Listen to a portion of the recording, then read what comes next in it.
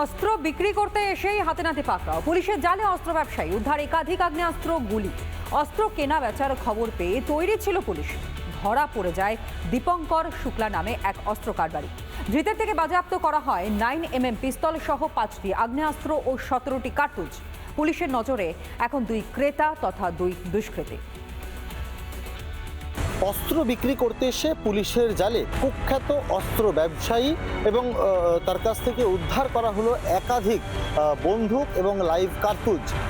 তাকে কিন্তু আজকেই কোর্টে প্রোডাকশন করা হয় এবং 8 দিনের পুলিশি হেফাজতে নেওয়া হয় এবং তাকে প্রাথমিকভাবে জিজ্ঞাসাবাদ করে যেটুকু জানা গিয়েছে যে খড়গপুর শহরের এক বাসিন্দা আর উমেশ কুমার এবং রাধেশ্যাম সিং, এই দুজনকে কিন্তু অস্ত্র সরবরাহ করতে এসেছিল এই কুখ্যাত দুষ্কৃতী দীপঙ্কর শুক্লা, এবং তাকে কিন্তু জিজ্ঞাসাবাদ করে পুলিশ আরও জানতে পেরেছে তার কিন্তু একটি খুনের পরিকল্পনা সাজাচ্ছিল এবং ইতিমধ্যেই একটি গ্যাংয়েরও কিন্তু হদিশ পেয়েছে খড়গপুর টাউন থানার পুলিশ।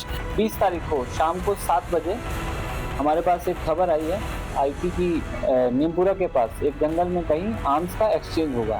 उसके बाद 8:30 बजे के आसपास 2 लोग बाइक पे आए, वहाँ पे हमारे आईसी खड़गपुर टाउन की पूरी टीम ने उनको इंटरसेप्ट किया और इंटरसेप्ट करते हुए हमने एक जो एक्यूज्ड है, एक सस्पेक्ट, उसको हमने वहाँ पे डिटेन किया। टोटल हमें उसके बैग में 16 7.65 mm की और एक 8 mm की और एक जो लोडेड थी वो उसके बैग से हमें वहाँ पे मिला। तो পুলিশের তরফে খতিয়ে দেখা হচ্ছে সব মিলিয়ে যে ক্রিমিনাল অ্যাক্টিভিটির যে পরিকল্পনা সাজানো হয়েছিল তা কিন্তু একেবারে বানচাল করে দিল খড়গপুর টাউন থানার পুলিশ।